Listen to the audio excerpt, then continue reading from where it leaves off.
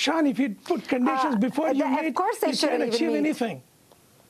Brigitte? Hamas is dedicated to the destruction of Israel. What President Obama did today is shameful. It is a sad day in American history when America threw Israel under the bus. Israel tried to talk to the Palestinian counterparts. Israel tried to reach over and over from the 60s, the 70s, the 80s, the 90s.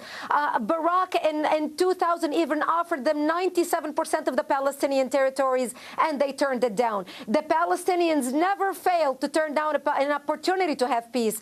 And to think that Israel can negotiate with Hamas and that Hamas will actually come to the table and acknowledge the right for Israel to exist is foolish. Israel must defend itself, and America must stand with Israel. Brigitte, is this fair? Israel can no longer count on the United States while Barack Obama is president to be a supportive friend. And I want to know what members of Congress are going to do. The Prime Minister, Benjamin Netanyahu, will address Congress.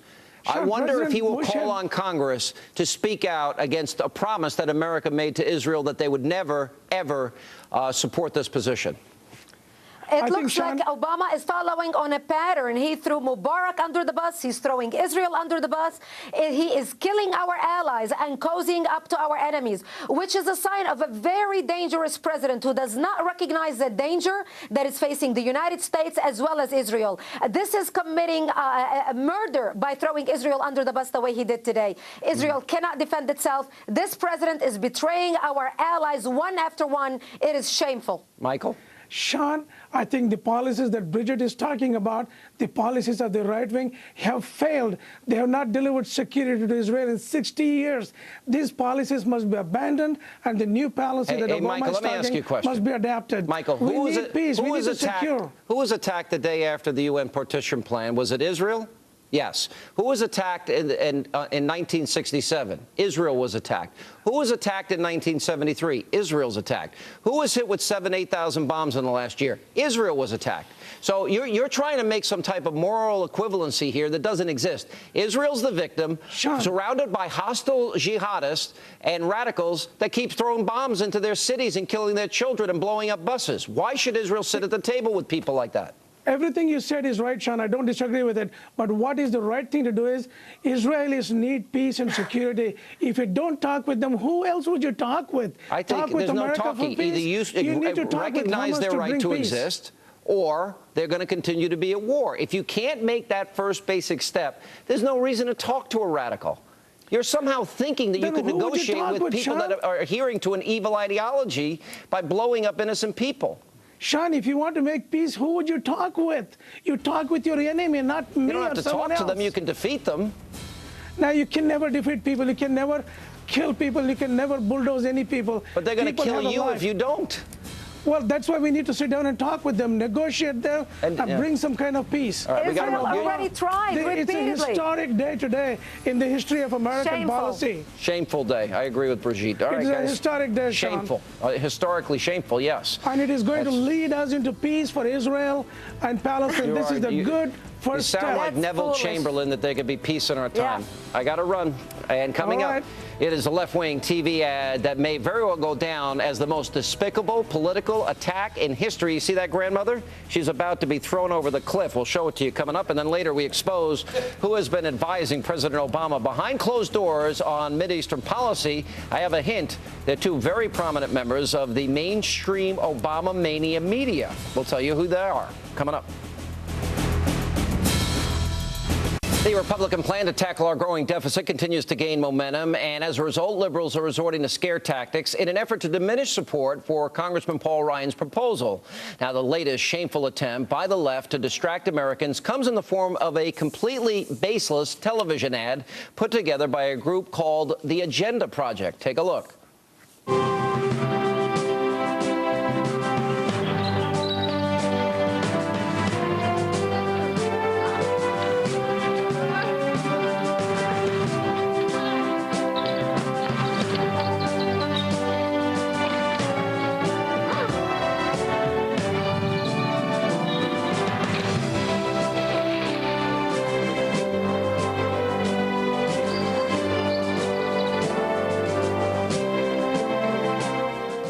Pretty disgusting, but of course you're not going to be hearing any Democrats complaining because we've been hearing this type of outrageous rhetoric from them for years.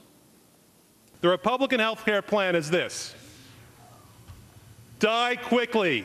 That's right. The Republicans want you to die quickly if you get sick. And joining me with reaction to these liberal scare tactics are Republican strategist Karen Hannity and former Democratic congressional candidate Crystal Ball. Crystal, does that ad bother you, throwing grandma over the cliff and when it's totally, completely, utterly, provably false? It does bother me, actually, but I have to point out that in terms of plummeting seniors, Republicans take the cake. They actually aired an ad where they threw Grandpa out of an airplane, and airplanes are higher than cliffs, Sean. And why did they throw Grandpa out of the airplane? Because they said that that was equivalent to the public option, that he would be thrown out and his life would be at risk because of death panels. I mean, I think it's really quite rich that conservatives are... What do you name the name of the group? Because I'd never seen the ad. Sure. It's a conservative group called Independent Institute. Never heard of them. And I'm a pretty prominent conservative. Never. Karen, have you ever heard of them? Well, if you take a look at it, you'll see it. I've never heard of them. Listen, well, look it up. You'll see it. Sean, listen. Let me go to Karen, because we've got a lot of things I want to air here, all right? Because we're going to go through the history of this. Karen, but first, your initial reaction to this one. It's a vision that says up to 50 million Americans have to lose their health insurance in order for us to reduce the deficit. Who are these 50 million Americans? Many are somebody's grandparents, maybe one of yours, who wouldn't be able to afford nursing home care without Medicaid. Many are poor children. Some are middle-class families who have children with autism or Down syndrome. These are the Americans we'd be telling to fend for themselves. Karen, that's coming from the top. An outright lie. Call it it's just a lie. It's just not true. Your reaction. Right. Look, this is going to be a horrible campaign election season. You know, we always say every election season is the worst. What we're hearing from the president already and what he's doing to pander to the left wing, I don't care whether it's, throwing Republican seniors under the bus or whether he's throwing Israel under the bus. I think this is a president who will absolutely stop at nothing to win re-election, who isn't afraid to either tell false, flat-out lies or certainly scare the American public. And believe me, his policies do scare the American public. Yeah. But, and it all distracts from the real agenda, which is what are we going to do about Medicare? What are we going to do about Social Security? Democrats definitely don't want to have this conversation. Crystal, is, that's your president. That's the guy you support. That's the guy you like. Telling a lie to the American people. It's not a lie. Hang on a second. And Paul Ryan's plan isn't going to have kids with autism and Down syndrome and old people fending for themselves. That's not true, Crystal. Well, it is true. If the Paul Ryan plan were to pass, over 34 million Americans would be kicked off of health insurance. How would you feel about having some worthless government voucher to go buy your health insurance? And your math is done by the money that has not funded Obamacare, and your math is Paul Ryan's plan saves Medicare from bankruptcy. Let me make one other point. There is a major difference between the Republican scare tactics that were used during health care and the Democratic ads that are coming out now, and that is death panels were completely made up. They were named PolitiFact's Lie of the Year in 2009.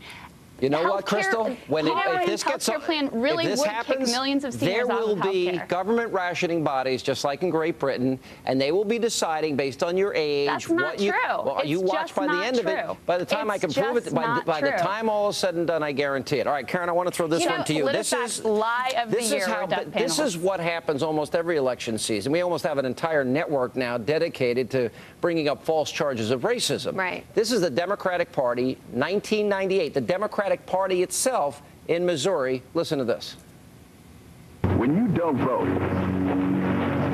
you allow another cross to burn. When you don't vote, you let another assault wound a brother or sister. When you don't vote, you let the Republicans continue to cut school lunches and Head Start. Followed by the James Byrd ad, and in every election season, it seems Democrats go out and play the race card. There's no other way to say it. Your reaction? Right. And, you know, let's not forget that when President Obama was running for president in 2008, and even up to the point he was inaugurated, all we heard is that he was going to bring this country together. And we heard, you know, at the Democratic Party speech, National Convention speech years ago, where he really came onto the scene, how he was going to bring red states and blue states together. And here he is using the power of the presidency to go out there and scare Americans and outright lie to Americans about what the Republicans are trying to do with very serious national policy. And this is a president who continues to divide Americans. To do with the president. No, she's not saying that. That ad had nothing to do with the president. No, I told you that was an idea. I'm laying out the history, Crystal. All right, number two, if you want to talk about race, playing the race card, let's talk about Willie Horton. Let's talk about people questioning the president's birthplace because he's other, because he's different. Let's talk about welfare queens. Let's talk about the food stamp president. Okay, to me, that's the race card. Food stamps have gone. Hang on, Crystal, Crystal, slow down. I have no interest in defending Crystal, 33 million Americans to 47 million Americans on food stamps. You're saying that what? You believe what? If somebody states that as a fact, how is that racist? I'm saying that that is because of a recession. It's a fact. Not because of this president's policies. No, but you know what, Sean? Here's the great point. It is. Anytime Republicans want to go out there and they want to talk about reforming the system, if you question, should we do anything to reform welfare? Should we do anything to reform Medicare and Social Security? You hate poor people. You hate blacks. You hate minorities. You hate Hispanics. If you want to reform immigration policy in America, any reform that any conservative Republican wants to do in America is all tied to hate, according to the Democratic Party. Hang on, hang on, Crystal, one last question. How is pointing out that this president has more people on food stamps than any other president in history, explain in the short time we have, how is that racist? It's hearkening back to the welfare queen thing. It's saying that this president thinks.